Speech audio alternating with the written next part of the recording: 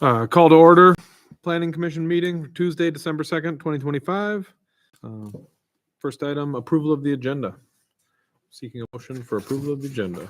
Motion. Second. Motion and second. All in favor, say aye. Aye. All opposed? Hearing none. Next on the agenda, approval of minutes from November 4th, Planning Commission meeting. Motion. Actually hasn't. Do I hear a motion? Yep. I'll second. Motion and second. All in favor, say aye. Aye. All opposed? Hearing none, motion passes. Item number 4, a minor subdivision of property located at 404 4th Street Northeast in order to divide portion of the lot where the division is to permit the adding of a parcel of land property at 325 Ridge Road so that no additional lots are created and both new lots conform to zoning ordinance minimum standards. Yeah, so we have a minor subdivision request. This is kind of an easier way than doing a full-blown subdivision. In this case, the proposal meets the requirements of a minor subdivision. And basically, we have two neighboring properties, 404 4th Street Northeast, which is the northern property there on the screen, is going to subdivide a chunk of land off the rear of the lot. And that's going to be combined with 325 Ridge Road, which is the house kind of on the corner there. This will give a little bit more room to the left or the side yard of that house. There's a survey up on the screen that kind of shows what's being split and exchanged. Basically, the split, there will be no nonconformities created with this proposal. So the lots still all meet the width, size, setback requirements, all that stuff. So nothing is being created here that would be a nonconformity, which is one of the criteria. The properties are zoned R1 low density residential district, and that's the criteria we looked at. They're also in the final plats, there was no drainage utility easements that would be affected. So basically nothing has to be vacated from that standpoint, which makes this a little bit simpler as well. And basically we're looking for a recommendation for approval or denial to the city council. These do come to the planning commission for review and then go to council for final action. They do not require a public hearing like a preliminary plat would. So basically it's done with staff review. You guys take a look at it and go from there. And we basically have 3 conditions listed if you recommend approval. One, that the city engineer review it. There are no comments from the city engineer. Second, that it has to be recorded, and the parcel that's being split from 404 4th Street has to be combined with the other one, so we're not creating this remnant parcel out there. And then number 3, no building permits are issued on this property or either property until the split is finalized. And I don't think there's any building permits being proposed, but if something were to be, we'd want to make sure this is squared away. So pretty straightforward. Yeah. One thing I should also note, you can look on the survey there, there's kind of like a dashed line through the middle. There used to be an alleyway that was previously vacated. That alleyway was, provided to the neighboring properties. So it does show up there, but it has vacated, no longer in play. Okay. So I recommend that we approve it or. okay, yeah, takes a recommendation. Motion to approve the minor subdivision subject to conditions. Yeah, second. Seconded. All right, I have a motion and a second. All in favor of the motion, say aye. All opposed? None heard. The motion passes. And this will go to the next council meeting for final review. So Next item, we have zoning ordinance update, final review. yes, so in the packet, if you remember, we've gone through over the last handful of months, the whole zoning ordinance kind of gone section by section. We have a full document now at this point, and I went through since the last meeting and put that together, submitted that for your guys' final review. This is kind of the last time we'll sit down as a planning commission as a joint meeting here to discuss this. I did put a little memo together and just highlighted a bunch of items that were specifically talked about throughout the last handful of meetings, things that were asked or requested by the planning commission or whoever. So basically those items were all addressed, within the draft ordinance. And if everything looks good tonight, or if there's nothing that needs to be discussed any further, I would recommend that a public hearing is called for in January, and at that January Planning Commission meeting, we'd actually hold the real public hearing to officially recommend approval to adopt the zoning ordinance updates. So I'll kind of just go through the items in the staff report real quick. Basically, we added, there's over the last handful of years, we've talked about things like storage units or the storage containers, different things of that nature. We've had other issues come up with like the driveways and paving those, but I'll just kind of touched on, how many are there here total? 16 of them. The first one was we added an animal definition to, some of this was, creating, so it wasn't conflicting somewhere else in the code. So we just basically amended that to match other ordinance areas of the zoning ordinance. In section 51 or 152.027, single family dwelling requirements, all detached single family dwelling units were required to have a 2-stall attached garage. I remember talking about that a few months back. Under section 152.050, non-conforming building structures and uses, language was added for an additional extension of up to 180 days for the applicant to get a building permit if the structure is destroyed. And what this has to do with, if there's, say, a tornado or a fire or something of that nature, where the building's destroyed and they need to get a permit and it's a non-conforming structure, by state statute, they legally have 180 days to apply for that building permit and get that. Now, every once in a while, for whatever reason, maybe it's an insurance issue or whatever, they're waiting for money, they get delayed and it goes past 180. This gives the ability to that applicant to ask for an extra extension for another 180 days that the city council can grant. So it's just something that was talked about at one of the meetings that we just added that in there. Not a big deal. The odds of it, they're pretty rare to actually have to enforce something of this nature anyways, but it is in there now. The next one, 152.051, home occupations. Home offices were added to the allowed uses and daycares were added to the accessory use. So a daycare, it can be, the principal use of the structure is a residence, but a daycare can be that home occupation. So we went through that.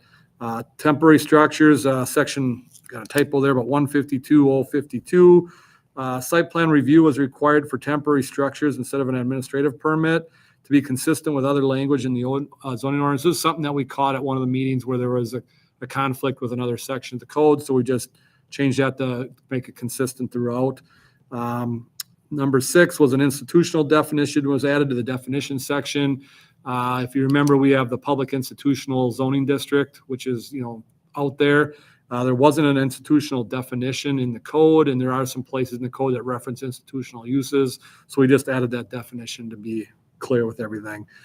7 was the recreational facilities were exempted from screening requirements under the section 152.055 screening. So this could be like for potentially your parks and things like that. We just want to make sure that because it's on a public institutional type lot or city property, we're not screening park equipment from a neighboring residential use. So that stuff was exempted out from that screening requirement, where items like, structures or businesses or whatever, does have to screen next to residential uses. So also uses across the street from residential properties were exempted from screening requirements. We just clarified that. So if you have a, industrial or business type use on one side of the street and you got residential uses across, you don't necessarily have to screen the front yard to prevent that from across the street. So it's kind of assumed, but we just added language to clarify it to make sure it's clear. Let's see here. Maximum height requirement for accessory structures. This is something we've had a couple of here over the last year or so, where we've had an accessory building come in. They've needed to get a variance for height. So we have changed that from 17 to 20 feet. One thing to make sure everyone's aware of, in the agricultural district, we do exempt, agricultural buildings like silos and barns can be taller, and there is a higher requirement in that district as well than the 20 foot. I think it's 25, if I recall correctly. So we did change that just to be, consistent with what we've been seeing as a city here lately. The floodplain management overlay district, something we talked about last month, that is currently in the city code under a different area. This is technically kind of like the shoreland district or something of that nature. So we incorporated that into the zoning ordinance under its own section. We really didn't adjust the language other than making sure it was consistent with all the, section numbers and things of that nature. So that language is there, basically the same as it was before. Under landscaping requirements in section 152.056, motor vehicle sales were exempted from having to plant trees along the property line. We talked about this as well. If you have bird droppings, with the trees and you're trying to sell cars. So there is some exemption dealing with the motor vehicle sales. Landscape islands were removed as a requirement for off-street parking lots in some instances. So we had talked about that as well. Section 152.071 sign regulations. The landscape requirement around the base of freestanding signs was removed. That's something that's currently in there where it had to do a certain amount of plantings based on the size of the sign. That is no longer a requirement. The sign section, by the way, wasn't really adjusted too much. It pretty much is the same language that was there, but the sign section was like 12 or 15 different sections in this current zoning ordinance. So we just combined it all into one section now. So it's kind of a little more clear to fit with the code itself, the zoning ordinance itself. Language was added for the discussion to allow for river rock to be used for a semi-improved parking pad along the garage side and rear yard. River rock shall contain a sand base and the edge shall be delineated. This was added to section 152.067 off-street parking and driveway requirements. Parking pad section.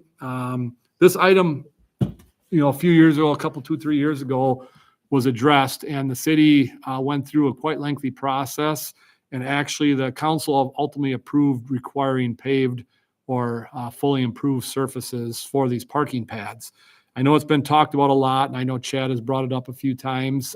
He's not here tonight, but we did look at adding for a river rock with delineated edging for these parking pads. So we just want to see what your opinion is kind of one last time on that, I guess. So I don't know if anyone has any comments or thoughts right now, but currently it's a paved requirement, whether that's concrete or bituminous or paver or stones or something of that nature. So With the paved, does it mess with your hardcover then? it does mess with hardcover. And it's very possible that river rock will also be considered hardcover potentially. I'm not the engineer, but I know after a while, if it gets compacted into that sand and gets hardened, that ends up acting just like, like class 5 gravel or Okay. surface. So I don't know if that really changes that. I think we'd have to get a response from the engineer. I would say so too. But are you guys okay with that requirement, or do you want to keep it still as paved? I mean, ultimately, that would be something that would have to be addressed, and the council could have, decisions on it as well. But I know previously the council voted not to allow it. As long as it's, like you said, have edging and looks presentable, and it's not just thrown on the ground and here you go type of thing. I mean, What was Right, it's as long as it's done. well and it's Well, done correctly, yeah. not just thrown out because it's convenient. Yeah. And, the thought was, only allow the river rock to help with the water runoff, but, Yeah. class 5, that obviously gets compacted, but I know that's considered, like a gravel surface. Obviously the driveway itself still has to be paved. It would be the parking pad along the side, or if somebody has one in the rear of the structure or something like that. Now, nothing's allowed in the front yard, like in front of the house to allow that. I know people have parked, they're in the grass before. Yep. That technically is not allowed in the city, but yeah, you wouldn't be able to put a parking pad there either, other than your driveway to your garage. So it's kind of per case basis too. I mean, if you don't make hardcover, you can't put it down anyhow. So Yeah, so it comes down if you don't meet the hardcover. And I know when we originally did this a couple of years back, it came down to right away we're having, what about this guy? He can't do it. I'm like, and the reality was there's some lots it just doesn't fit on. You don't Yep. meet the setbacks. It's just not allowed on some lots. And it just, Yep. it is what it is, so you can't have one on every property. So obviously it's a case by case basis. And I guess that was kind of one of the things that keeps coming up over the years here. So, but right now it currently is not allowed to do place river rock. It has to be a paved surface or hard covered surface. Forgive me if we've discussed this already, but is it possible to where we put it in there that it needs to come to planning for approval so we can say yes or no, or it meets Well, those requirements, or?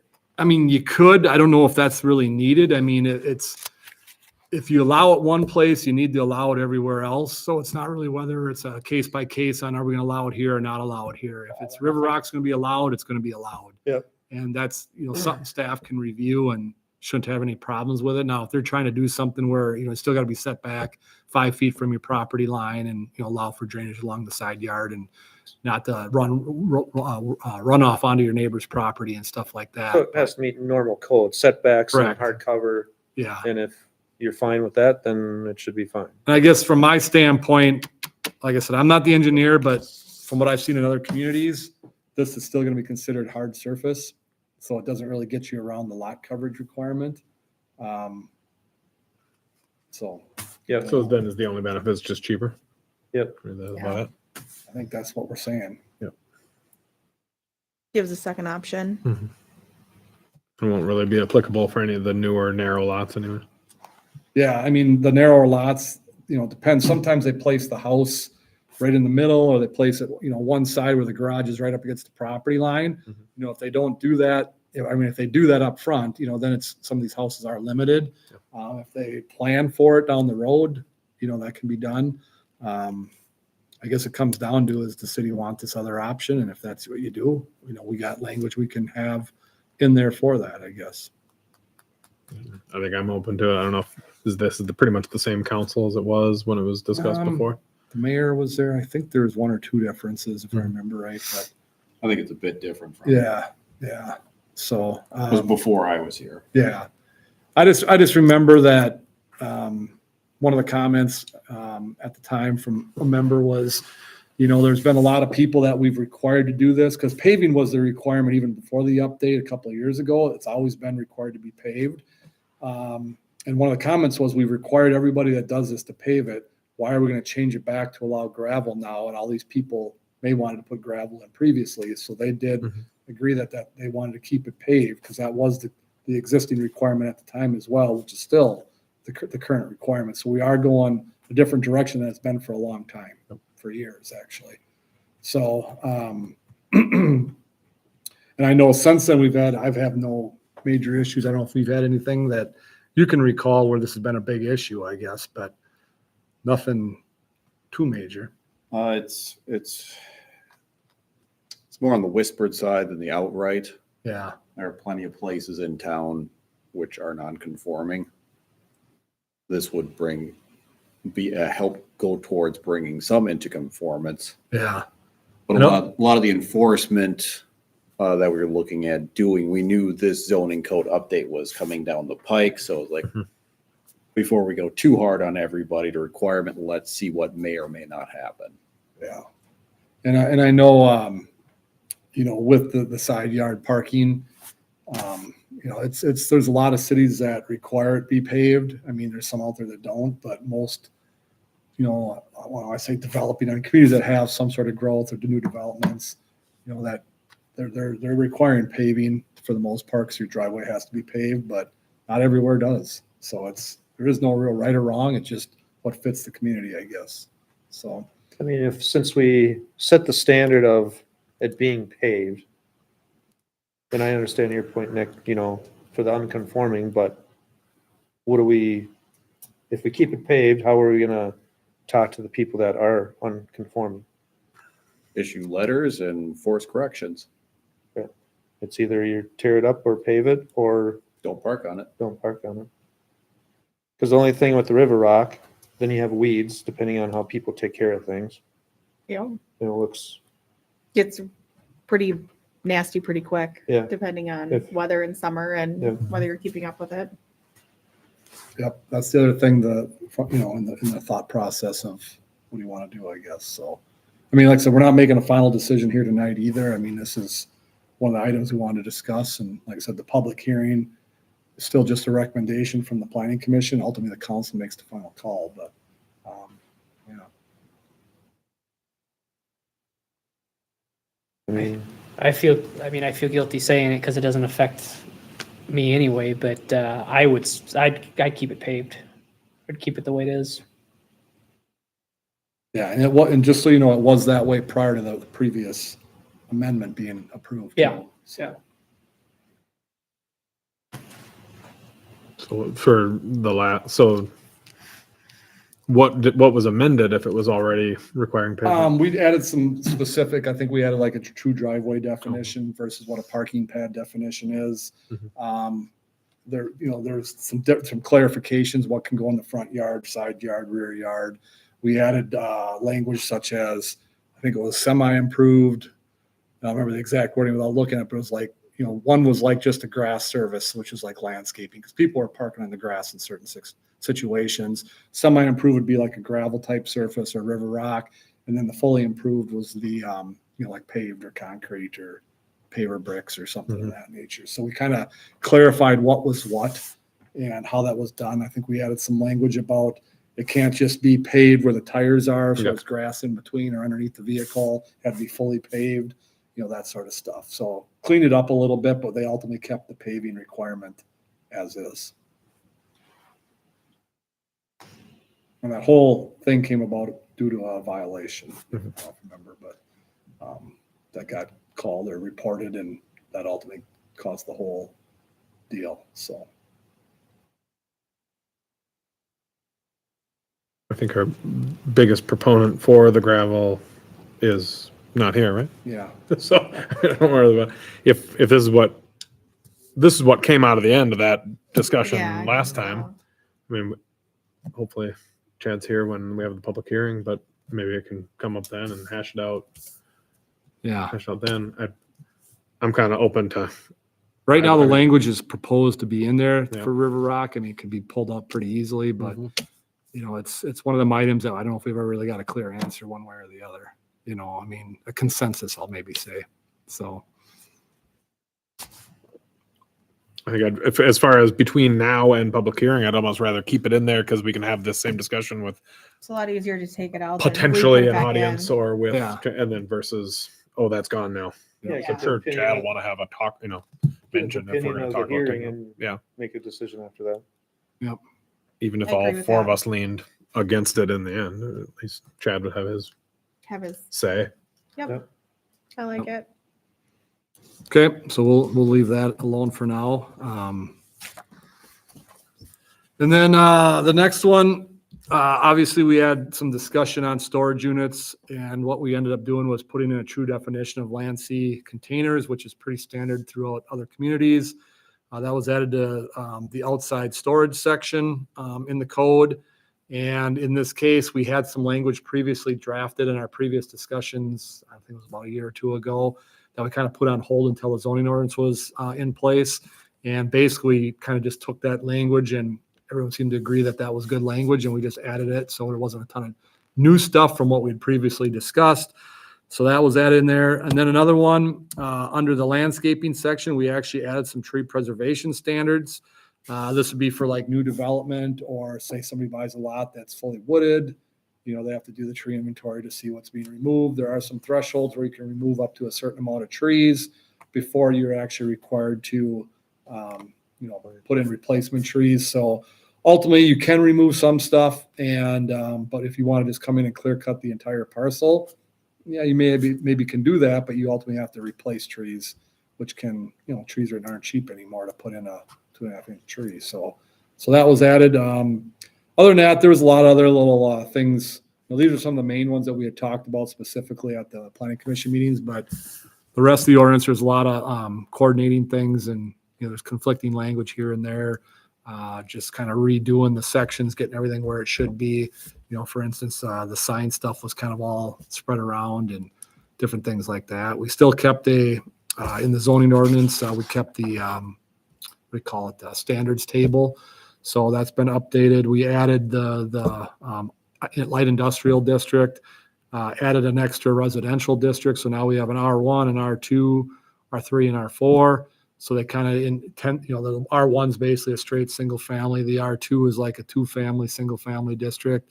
R3 is like a townhome, 2-family type district. And the R4 is like the true multifamily. You have apartments and condos, and, some large scale townhome stuff could be in there as well. So yeah. So unless there's anything else, I try to touch on the high points.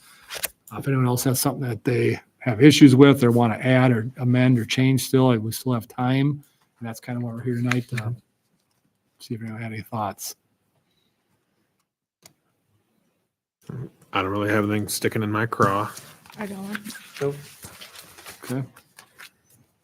With that being said, if everything's good, there's no action required tonight other than just discussion. Yeah, we'll get the our public hearing scheduled for, is it January 6th? January 6th being our next meeting. Oh, here, I That's have what it it says on on the the agenda. agenda. Yeah, January 6th. Yep. Yep, so that'd be the public hearing. Everything goes well at that point. I'll go to council in January, potentially for final approval. And it can be incorporated into the city code.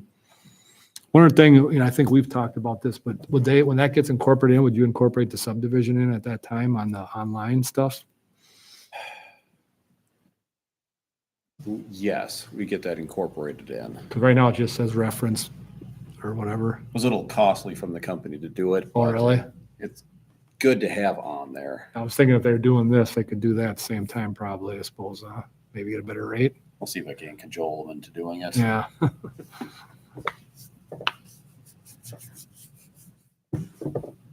All right. The next item is next meeting, Tuesday, January 6th, with a public hearing. Commissioners report. Anything to report? Nope. I heard rumors that the east of Fieldstone did sell, or is that not the case? Under contract, Under contract. hasn't closed, so they haven't really submitted anything Mm-hmm. officially yet, other than just discussion, but we expect probably a concept plan soon, I would say, probably this month. So that might be something that you might see in January too.